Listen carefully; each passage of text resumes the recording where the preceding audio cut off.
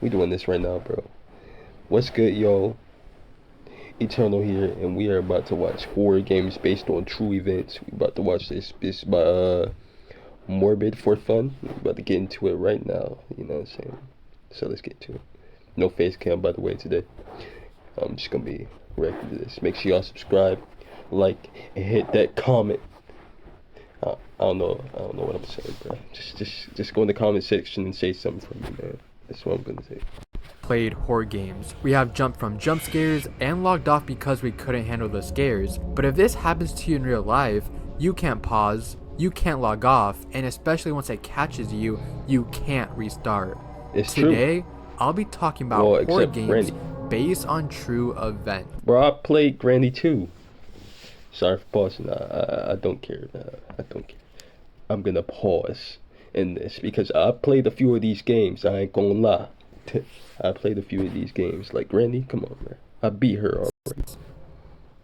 What's up, guys? Welcome back, and today I'll be talking about horror video games based on true events because this will be a spin-off video to my last video, which instead of talking about horror movies based on true events, I will be talking about horror games based on true events. And by the way, before this video does start, I just have to say thank you so much because the channel has officially hit 10,000 total views. So thank you to everybody viewing my videos. And yeah, I know 60% of those views came from Tov, but I still made the video and I should still take some credit, you know what I mean? But thank you so much for the support, and also don't forget to like and subscribe, and also share this video on your Instagram story and tag me at Morbid for fun, because in all my videos I tell myself that I will promote my Instagram, but I just always forget to do it. I don't know why. So make sure to follow me over there because I post the weirdest things as possible for no particular reason. So other than that, let's get straight into this video. Fears of Fathom Home Alone. Oh yeah, a lot of people play this game. Fears of Fathom Home Alone is a new indie horror game, and this game has recently blown up. I might play this in the future. If y'all want to see this in the future, if y'all want to see this, bro, just comment, man. Comment, like, do that, man. This game already. In the game, you're home alone and somebody breaks in.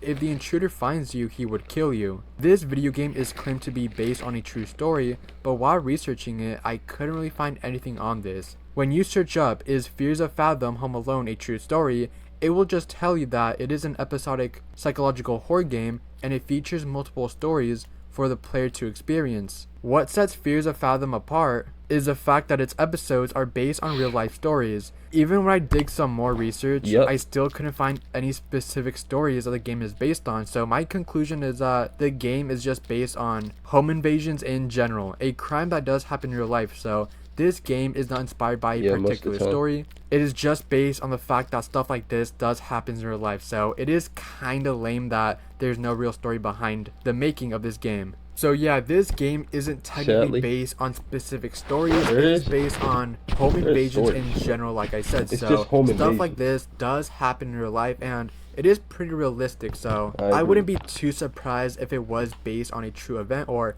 very similar to a true event. So game developers of this game, don't sue me, but I assume that you guys just called it based on true events just to boost sales. But look, that is just my theory. While researching, I literally couldn't find anything that this game is based on a real specific story. But hey, if it is based on home invasions in general, it is pretty cool, not gonna lie. And the game is fun. Like, I would probably play, and I'm pretty sure the Home Alone episode is free to play.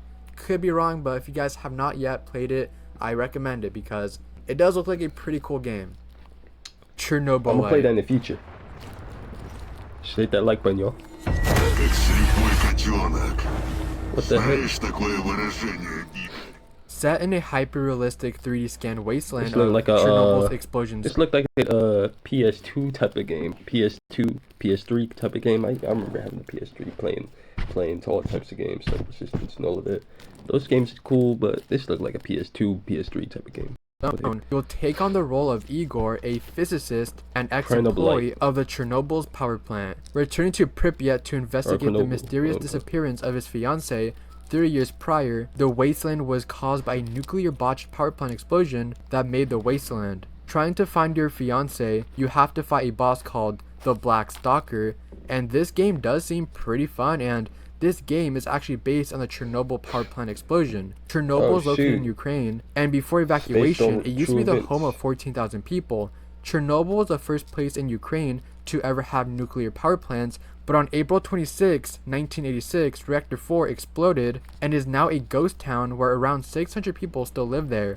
Wildlife has taken over and animals live there more than humans. It is also the most radioactive place in the world. So yeah, Chernobyllite, it is based on the real events of the Chernobyl explosion, but keep in mind, after the true events, the video game is all fiction, but the beginning part is, Okay. yeah, it's basically based on real life. Outlast 2. Ah, shoot. Hey, Outlast 2 based on true events? I didn't even know that. That's crazy. I thought Outlast 1 and what's the other one called? I just thought 1 and the other one was cool, and that was based on true events, because you could tell if it's true and based on events, like true events, because like the way it's looked in and the story and everything, like everything looks so like it's interesting, you know. In 2013, video game Outlast features a journalist named Blake Lingerman along with his wife Lynn, roaming the Arizona desert to explore the murder of a pregnant woman, only known as Jane Doe. Both get separated in a helicopter crash, and Blake has to find his wife while traveling through the village inhabited by a deranged sect that believes the end of days are upon them. This game is based on I've seen a lot of Jonestown people Massacre. play this, bro. The I'm trying to story play on of my own Jonestown soon. begins with Jones, a white minister who preached unconventional socialist and progressive ideas to a predominantly African American congregation called the People's Temple. At the height of its popularity during the 1970s, the temple had a membership estimated in the thousands and was courted by local politicians in San Francisco, including Harvey Milk. But by 1977, Jones had grown paranoid from the media scrutiny over the temple's suspicious activities. So he and his numerous followers moved to an agricultural settlement, aka Jonestown, in Guyana. The remote country east of Venezuela, concerned over the welfare of those in the jungle encampment, prompt U.S. Congressman Leah Ryan to visit Jonestown in November 1978. After checking out the settlement, Ryan was shot in the head along with 4 other people by temple gunmen.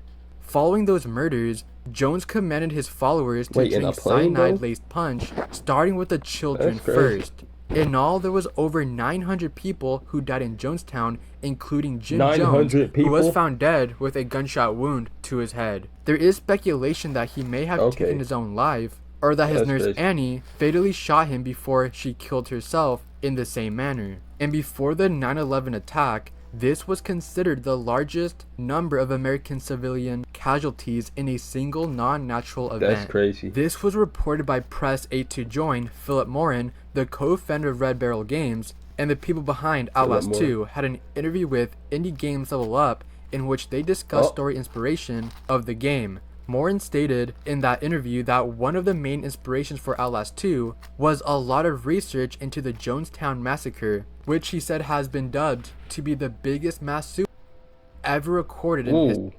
See, Outlast is interesting though. That's interesting. It's history.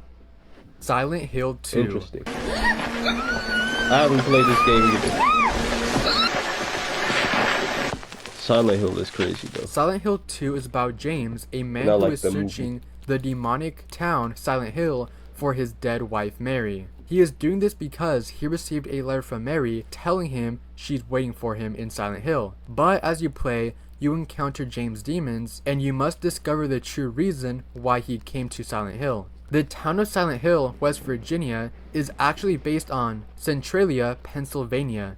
In May 1962, the town ordered to have the local landfill burned in an attempt to clean up the waste. The fire spread through unsealed tunnels and openings that led into an abandoned coal mine, and the waste turned into a raging fire, and the firefighters couldn't take out the fire. So the government decided to evacuate the town, and the fire still burns to this day after 60 years.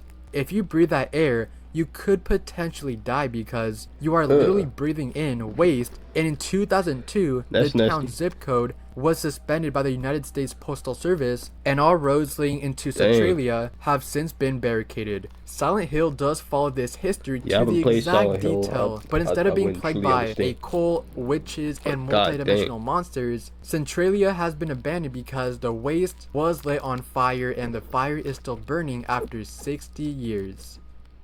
Damn. Kola. 60 years.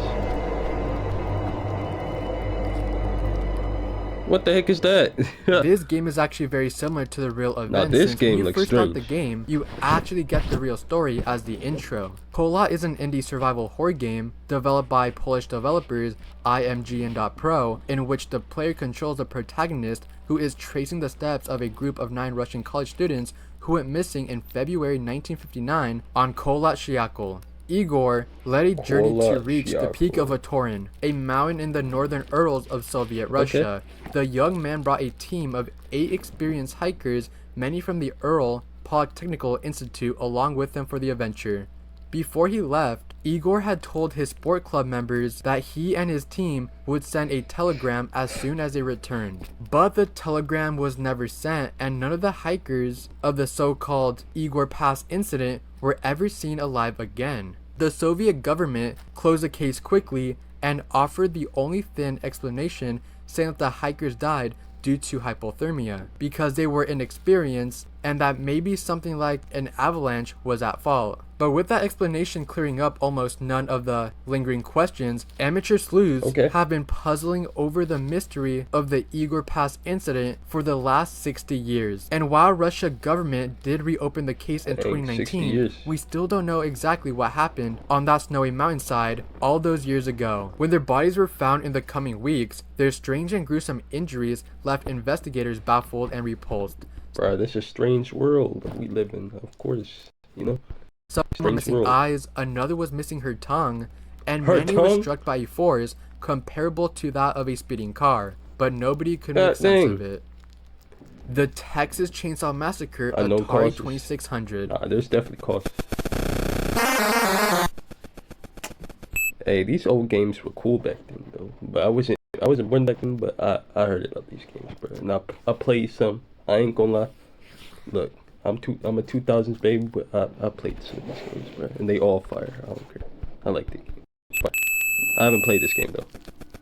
This isn't anything new if you're coming from my last video where I did talk about horror movies based on true events, and in today's video, like you guys already know, I'm talking about horror games based on true events, and of course the game is based on the movie and the movie is based on true events, so it's the same story, but I am not going to go over it because I already explained it in my last video, so go check that out after this one. But basically, Ed Gein was the inspiration of Leatherface, and Ed Gein is a cannibal dude who loved to make furniture out of women flesh. And to be honest with you guys, the only reason why I do this on some weird stuff, then what the heck? Nasty. Yeah, wanted to talk about this again briefly is because I just want to shit on Hollywood for making based on true event stuff, because yeah, sure, Texas Chainsaw Massacre is somewhat based on true events, but the title itself, Texas Chainsaw Massacre, number one, Ed Gein didn't technically do a massacre, and also chainsaws were not involved one bit, and lastly, Ed Gein is not even from Texas, so the movie title is pure BS, and yeah, I just want to say that again, even though I already said in my last video. So yeah, the movie title is pure BS. I mean, since this video is about video games, right now I barely looked at the gameplay of the Chainsaw Massacre for the Atari 2600, and dude, this gameplay, I mean, it's the Atari. What do you expect? Of course, it's going to be very pixelated, but I don't know why, but the sound effects used for the chainsaw and him running, I don't know, man. It just gives me the chills. This game isn't even scary at all, but like the sound effects, dude, it just feels super weird. Granny. All right, bro. My headphones are dying. All right, we back. We are back.